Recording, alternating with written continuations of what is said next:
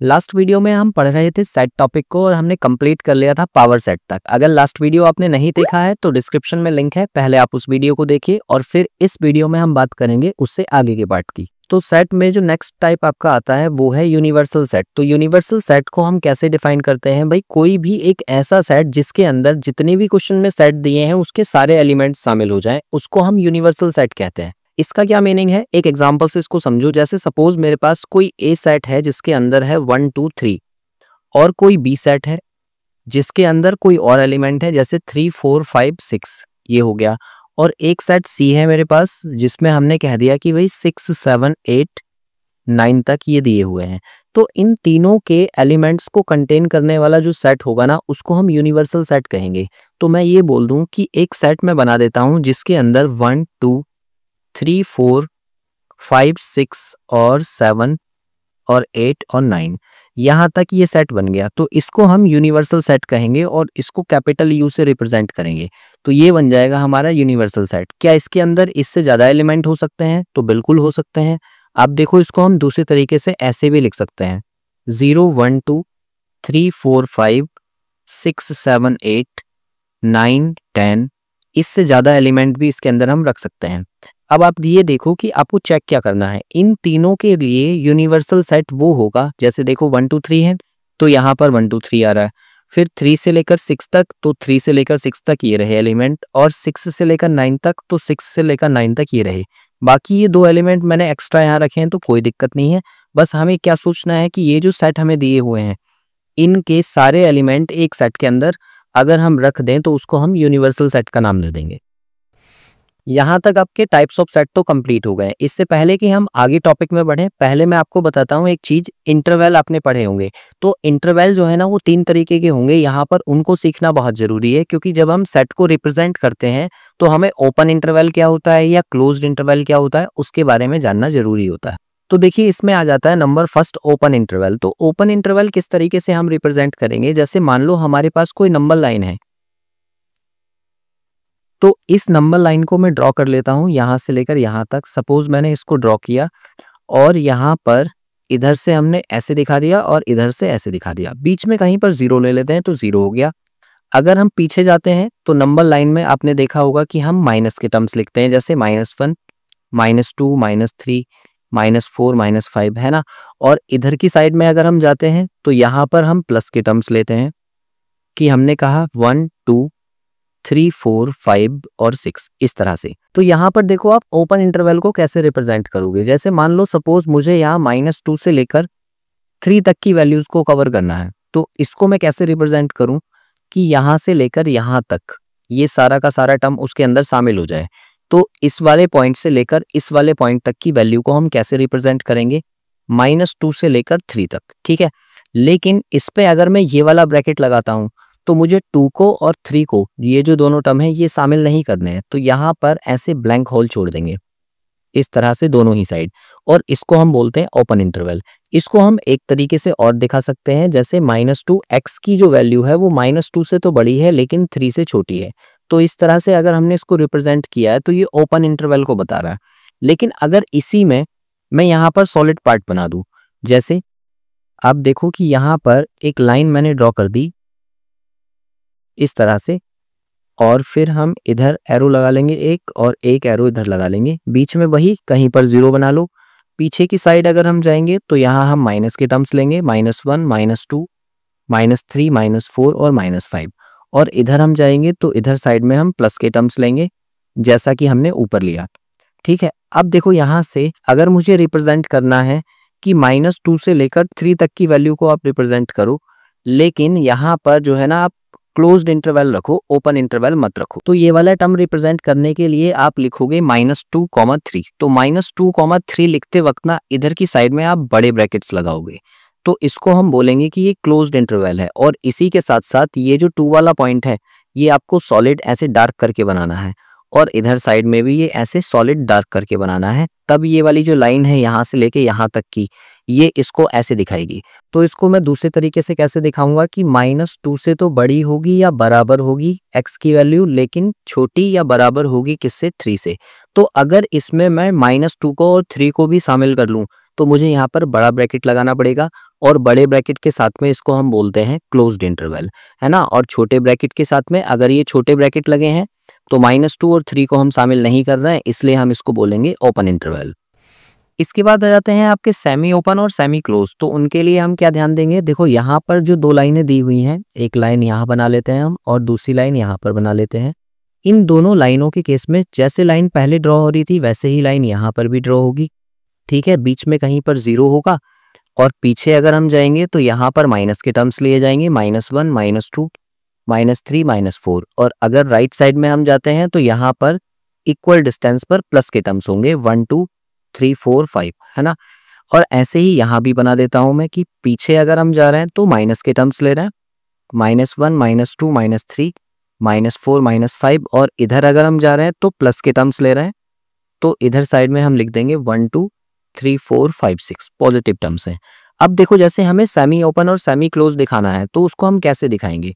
जैसे सपोज मैंने एक टर्म लिखा है यहाँ पर कि -2 हम पहले लिख रहे थे ना, -2 से 3। तो अगर मैं इसको लिखता हूं कि -2 से लेकर 3 तक की वैल्यू लगी है, तो एक साइड में देखो मैंने ये क्लोज्ड इंटरवल लगाया है और दूसरी साइड में ओपन इंटरवल लगाया है। तो इसको अगर हम दूसरे तरीके से लिखना चाहें तो कैसे लिखेंगे कि -2 से तो बड़ी या बराबर है x की वैल्यू, लेकिन छोटी है किससे, 3 से। तो अब यहाँ पर 3 की साइड में ना इक्वल का साइन नहीं लगा, तो इसका मतलब 3 को शामिल नहीं करना है, बट 2 को शामिल करना है माइनस का, बिकॉज ऑफ यहाँ पर इक्वल का साइन लगा है। तो अब इसको हम नंबर लाइन पर कैसे रिप्रेजेंट करेंगे। तो देखो -2 की बात हो रही थी एक तो, और एक 3 की बात हो रही है ना। तो यहाँ से लेके यहाँ तक की ये पूरी लाइन हमें कवर करनी है इसके बीच की। ये हमारा इंटरवल है, लेकिन जिधर साइड में आपको शामिल करना है, -2 शामिल करना था, तो इस वाले पार्ट को तो आप सॉलिड बना दो ऐसे करके, और ये वाला जो पार्ट है ये ब्लैंक छूट जाएगा, ऐसे ही इस तरह से दिखेगा। तो ये जो हो गया आपका, इस तरीके से रिप्रेजेंट करेंगे। ऐसे ही अगर मैं इसको इधर लगाऊं कि यहाँ तो मैंने छोटा ब्रैकेट लगाया है, ओपन इंटरवल है, और इधर साइड में क्लोज्ड इंटरवल है, तो इसको हम कैसे लिखेंगे भाई। यहाँ पर -2 से बड़ा है x, लेकिन 3 से छोटा या बराबर है। तो अब देखो यहाँ पर मैंने -2 के साथ में इक्वल का साइन नहीं लगाया, तो इसका मतलब इसको शामिल नहीं करेंगे बट 3 को शामिल करेंगे। तो यहाँ पर भी आप इसको कैसे रिप्रेजेंट करोगे, देखो ये सॉलिड पार्ट और इधर साइड में भी ये वाला। तो इन दोनों में से सॉलिड कौन सा रहेगा। यहाँ से लेके यहाँ तक की लाइन तो हमें कवर करनी है, ये तो हम जानते हैं कि ये सारी की सारी वैल्यूज इसमें शामिल हो जाएंगी। लेकिन आप देखो कि ये -2 को शामिल नहीं कर रहे, तो ये ब्लैंक रहेगा इसी तरीके से, और 3 को शामिल कर रहे हैं तो ये वाला हम सॉलिड पार्ट बना देंगे इस तरह से, ठीक है। तो ये दोनों हो गए आपके सेमी ओपन और सेमी क्लोज्ड इंटरवल। तो इनको भी आप अच्छे से याद रखना, क्योंकि हमें रिप्रेजेंट करने के लिए इस तरह की वैल्यूज की जरूरत पड़ेगी। इसके बाद देखिए अब हम पढ़ने वाले हैं ऑपरेशंस ऑफ सेट, जो कि मोस्ट इंपोर्टेंट पार्ट है, जिसमें नंबर फर्स्ट हम पढ़ने वाले हैं इंटरसेक्शन ऑफ सेट्स।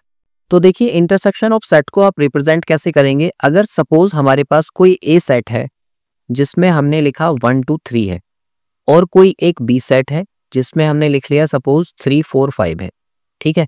तो जो इंटरसेक्शन दिखाया जाएगा उसके लिए हम एक साइन यूज करते हैं, ए इंटरसेक्शन बी। ये जो उल्टे यू जैसा साइन मैंने यहाँ पर बनाया है इस तरह से, इसको बोलते हैं इंटरसेक्शन, या फिर हिंदी में इसको हम कहते हैं सर्वनिष्ठ, ठीक है। अब सर्वनिष्ठ का मतलब क्या है, यहाँ पर जो ये सेट बनेगा ए इंटरसेक्शन बी का, उसके अंदर वो एलिमेंट शामिल करने हैं जो ए के अंदर भी आते हैं और बी के अंदर भी आते हैं, मतलब कॉमन एलिमेंट्स हो गए। तो देखो 3 यहाँ पर भी लिख रहा है और 3 यहाँ पर भी लिख रहा है, तो मैं कहूंगा कि ये जो सेट होगा ना ए इंटरसेक्शन बी, इसके अंदर केवल 3 होगा जो कि कॉमन एलिमेंट है। कई बार आप इसे लैंग्वेज में भी लिखा देखोगे तो वहां पर आपको लिखा मिलेगा ए और बी, ठीक है। अगर इस तरह से लिखा है ना तो इसका भी मतलब क्या है, ए इंटरसेक्शन बी ही है, या फिर इंग्लिश में एंड वर्ड यूज होगा, ए एंड बी। तो अगर ए एंड बी कहीं पर लिखा दिखे या हिंदी में ए और बी लिखा दिखे तो उसका मतलब भी क्या है, ए इंटरसेक्शन बी ही है, और वहां पर हमें कौन से एलिमेंट्स लेने हैं जो दोनों में शामिल हो। एक और एग्जाम्पल से इसको समझो, जैसे सपोज मुझे पी कोई सेट दे दिया जाए जिसके अंदर मैंने कहा 3, 4, 5, 6, 7, 8 इस तरह से लिखा है, और एक क्यू कोई सेट दे दिया जाए जिसके अंदर हमने लिख लिया सपोज 6, 7, 8, 9, 10 यहाँ तक के एलिमेंट है। तो अगर मेरे से कहा जाए कि भाई बताओ आप P इंटरसेक्शन Q की वैल्यू क्या होगी, तो आप कहोगे कि जो एलिमेंट्स इन दोनों सेट्स के अंदर हैं वो यहाँ पर आ जाएंगे।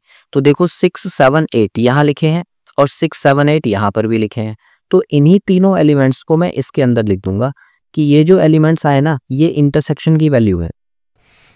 इसके बाद देखिए नंबर 2 पॉइंट जो आपको पढ़ना है वो है यूनियन ऑफ सेट्स, यानी कि इसको हिंदी में हम सम्मिलन भी कहते हैं। तो इस सम्मिलन को हम किस तरह से रिप्रेजेंट कर सकते हैं? देखो, जैसे सपोज मेरे पास कोई एक ए सेट है जिसके अंदर 1 2 3 एलिमेंट हैं, ठीक है, और एक और सेट है जिसका नाम है बी और उसमें है 3 4 और 5।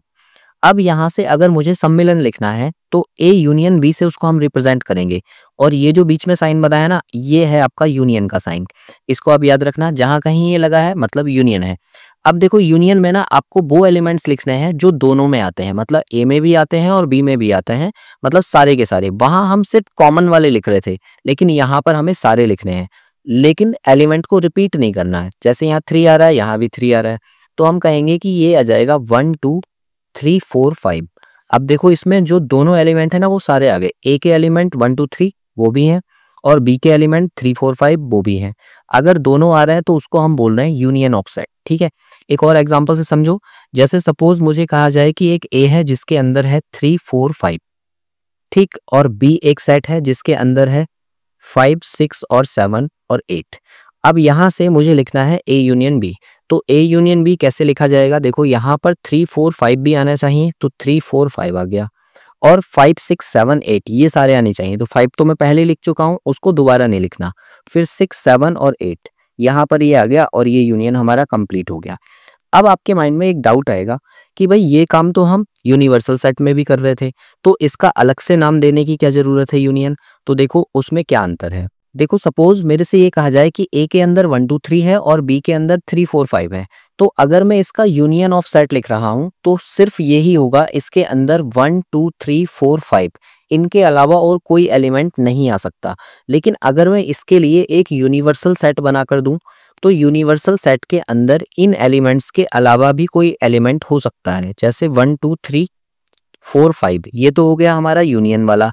अब मैं इसमें 6 7 8 या कोई और एलिमेंट भी रख सकता हूं, तो वो जो सेट बनेगा वो हमारा यूनिवर्सल सेट कहलाएगा। लेकिन यूनियन के केस में सिर्फ यही एलिमेंट आएंगे जो ए और बी दोनों में दिखते हैं, इनके अलावा कोई एलिमेंट हम इसमें नहीं लिख सकते।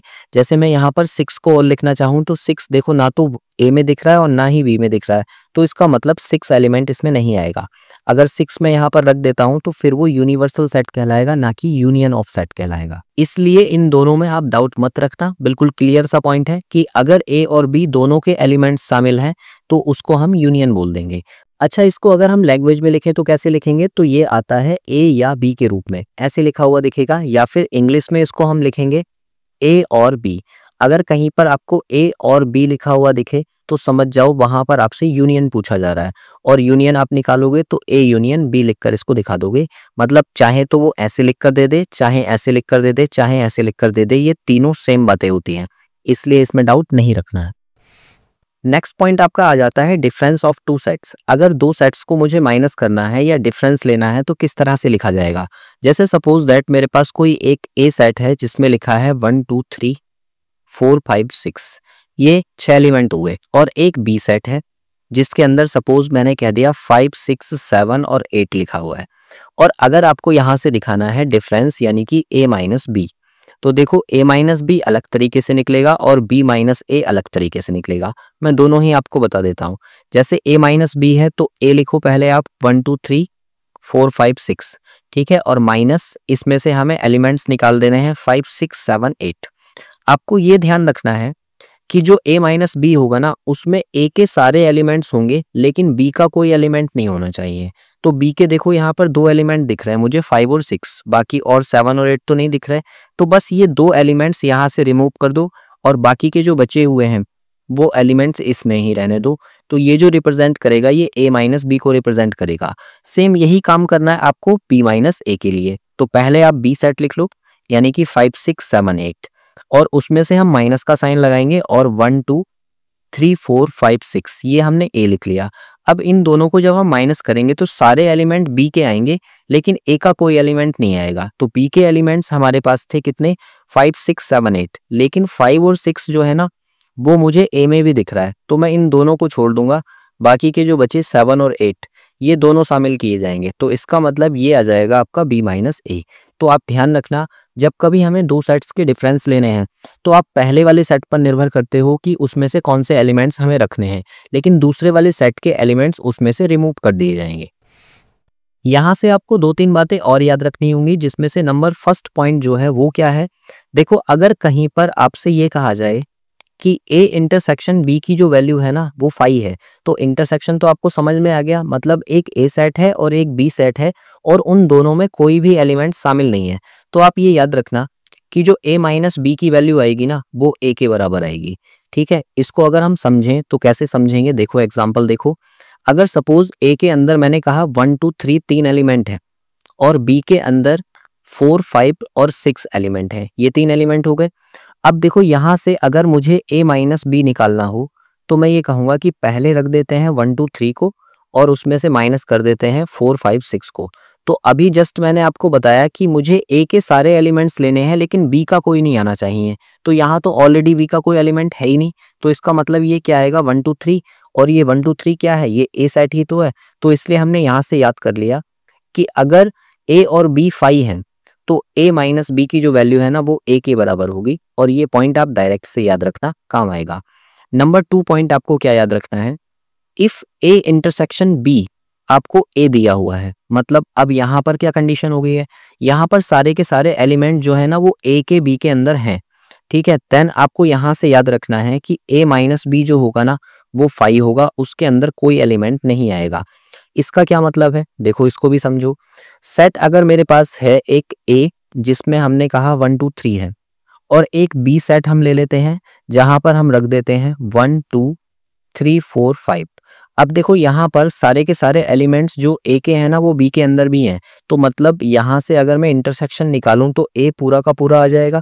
तो अब आप यहाँ से A माइनस बी निकालने की कोशिश करो, तो जब आप A माइनस बी निकालोगे तो यहाँ आएगा 1 2 3 और उसमें से माइनस करेंगे हम 1 2 3 4 5। तो आप ये देखो कि यहाँ से मुझे बी के सारे एलिमेंट्स निकालने हैं जो यहाँ पर ए में दिख रहे हैं, और वो 1 2 3 तीनों ही दिख रहे हैं। तो इसका मतलब यहाँ पर क्या आएगा, इनका इंटरसेक्शन या फिर कहो डिफरेंस 5 आएगा।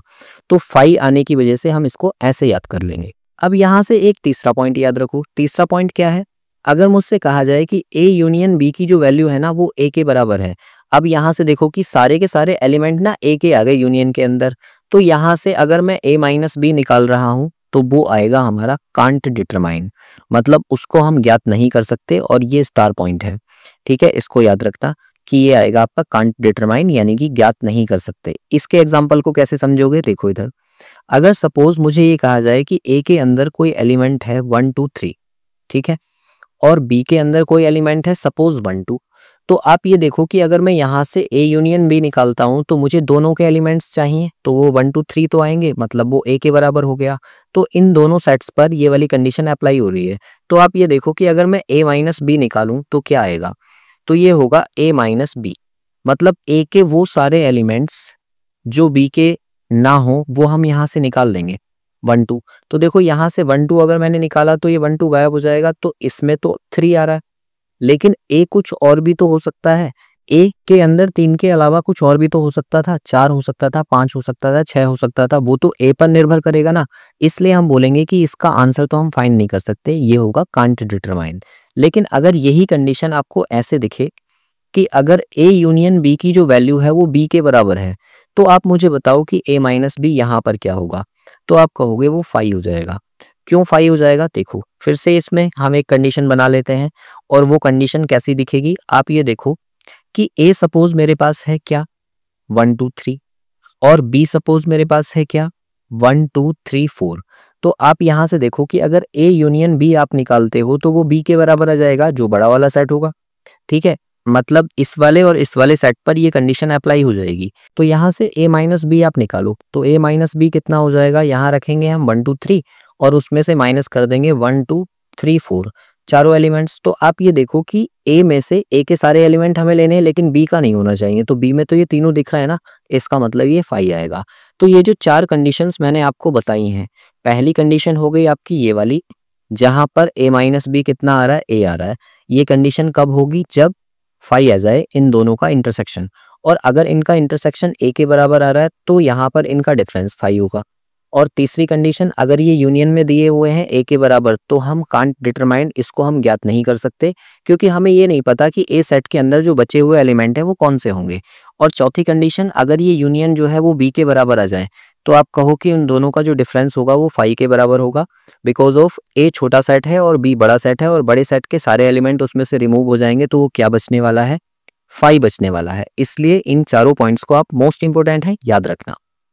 इसके बाद देखिए नेक्स्ट पॉइंट जो हमें पढ़ना है सेट में वो है कॉम्प्लीमेंट ऑफ सेट, और ये लास्ट पॉइंट होगा। इसके बाद थोड़े से लॉज और हैं वो हमें जानने हैं और फिर उसके बाद में हम एक सेपरेट वीडियो में सेट से रिलेटेड सभी क्वेश्चंस की प्रैक्टिस करेंगे जिसमें मिक्स्ड क्वेश्चंस होंगे। तो अगर आप प्रैक्टिस करना चाहते हैं तो उस वीडियो को भी आप जरूर से देखना। फिलहाल हम बात करते हैं कॉम्प्लीमेंट ऑफ सेट जो कि लास्ट टॉपिक है। अगर कोई सेट हमें दिया हुआ है ए तो यूनिवर्सल सेट उसके साथ में दिया हुआ होगा, और अगर मैं यूनिवर्सल सेट से ए के सभी एलिमेंट्स को रिमूव कर दूं तो वो बचा हुआ जो सेट होगा ना वो उसका कॉम्प्लीमेंट कहलाएगा। अब इसको आप एग्जांपल से समझिए। जैसे सपोज मेरे पास एक यूनिवर्सल सेट दिया हुआ है और उसमें क्या है 1 2 3 4 5 6 7 8 9, इतना बड़ा मैंने एक सेट मान लिया और एक ए मेरे पास है और उसमें मैंने कहा 1 2 3 4 5, ये 5 एलिमेंट्स हैं। तो अगर मुझे कॉम्प्लीमेंट दिखाना है तो कॉम्प्लीमेंट को पहली बात या तो हम ए डैश से रिप्रेजेंट करेंगे, ए बनाकर उसके ऊपर डैश लगा लो, या फिर इसको हम दूसरे तरीके से ए सी भी दिखा देते हैं। ए यहाँ पर सेट हो गया और सी मतलब उसका कॉम्प्लीमेंट, ये दोनों ही तरीके से आप इसको रिप्रेजेंट कर सकते हो। तो अगर ए डैश मुझे निकालना है तो कितना आएगा, जो यूनिवर्सल सेट है उससे ए के सभी एलिमेंट्स रिमूव कर दो। तो ये सारे के सारे एलिमेंट्स दिख रहे हैं 1 से लेकर 5 तक, तो जो बचे हुए एलिमेंट्स हैं यानी कि 6 7 8 9, ये इसका कॉम्प्लीमेंट कहलाएगा। और बस इतनी सी ही बात आपको याद रखनी है कॉम्प्लीमेंट निकालने के लिए कि आपको क्या करना है, जो यूनिवर्सल सेट दिया है ना उससे दिए हुए सेट के सभी एलिमेंट्स रिमूव कर दो, और जो बचे हुए एलिमेंट्स हैं उनसे बना हुआ जो सेट होगा वो हमारा कॉम्प्लीमेंट कहलाएगा। इससे रिलेटेड कुछ लॉज हैं जो आपको याद होने चाहिए, जिसमें से नंबर फर्स्ट लॉ जो होगा, अगर ए इंटरसेक्शन ए डैश हम निकालते हैं तो वो फाई के बराबर आएगा। ये आपको ध्यान रखना है। अगर ए सेट आपको कोई दिया हुआ है और ए का कॉम्प्लीमेंट हमने ए डैश निकाल लिया, उन दोनों का अगर हम इंटरसेक्शन करते हैं तो वो फाई के बराबर आएगा। इसको आप याद रखेंगे। दूसरा पॉइंट आपको क्या याद रखना है कि अगर ए का ए डैश के साथ में मैं यूनियन निकालूं तो वो यूनिवर्सल सेट के बराबर होगा जो कि हमारा बड़ा वाला सेट होगा। नेक्स्ट इसका तीसरा पॉइंट आपको याद रखना है कि अगर मैं फाई का डैश कर दूं तो वो यूनिवर्सल सेट के बराबर होगा। ये क्या बात हुई, फाई तो खुद ही खाली है ना, अगर उसका भी डैश कर दिया तो मैं यूनिवर्सल सेट से निकालूंगा क्या, इसलिए मुझे यूनिवर्सल सेट ही वापस मिल जाएगा। नेक्स्ट पॉइंट आपको क्या याद रखना है कि अगर मैं यूनिवर्सल सेट जो दिया हुआ है उसी का डैश निकाल दूं तो वो फाई के बराबर हो जाएगा। तो ये पॉइंट भी आपको याद रखना है। और लास्ट पॉइंट इसमें क्या याद रखना है कि अगर ए डैश का मतलब ए का कॉम्प्लीमेंट जो लिया है उसका भी मैं कॉम्प्लीमेंट ले दूं तो वो ए के बराबर हो जाएगा। अब ये यहाँ से 5 लॉज हैं आपके पास, इन पांचों के पांचों लॉज को ना आप कॉम्प्लीमेंट के लिए याद रखना। जनरली ये पूछे जाते हैं आपसे ऐसे ही एमसीक्यूज में कि कौन सी वाली कंडीशन इनमें से सही है, या फिर आपसे कह दिया जाएगा कि कोई ए सेट है हमारे पास और उसके अंदर कुछ एलिमेंट्स हैं और एक बड़ा यूनिवर्सल सेट दे दिया जाएगा उसके अंदर कुछ एलिमेंट्स हैं, और फिर आपसे पूछ लिया जाएगा कि बताओ अगर मैं ए का डैश इसके बराबर करूं तो क्या आएगा। तो अगर ये वैल्यूज आपको याद होंगी ना तो फाइंड नहीं करना पड़ेगा, डायरेक्ट आप मल्टीपल चॉइस क्वेश्चन में डायरेक्टली मार्क कर सकते हो। आई होप ये वीडियोस आपको सेट के कॉन्सेप्ट और थ्योरी को समझने में काफ़ी हेल्प कर रहे होंगे। नेक्स्ट वीडियो में मैं सेट से रिलेटेड इन्हीं कॉन्सेप्ट पर बेस्ड बहुत सारे क्वेश्चंस आपको करवाने वाला हूं। तो अगर आप उन क्वेश्चंस को अच्छे से करना चाहते हैं तो पहले इन वीडियोस को ठीक से देख लेना और इन कॉन्सेप्ट्स को बिल्ड कर लेना। अगर किसी का कोई डाउट है या फिर नेक्स्ट वीडियो में कुछ अपनी तरफ से कुछ अलग तरीके के क्वेश्चंस आप ऐड करवाना चाहते हैं तो नीचे वीडियो में आप कमेंट कर सकते हैं। मिलते हैं इससे नेक्स्ट वीडियो में।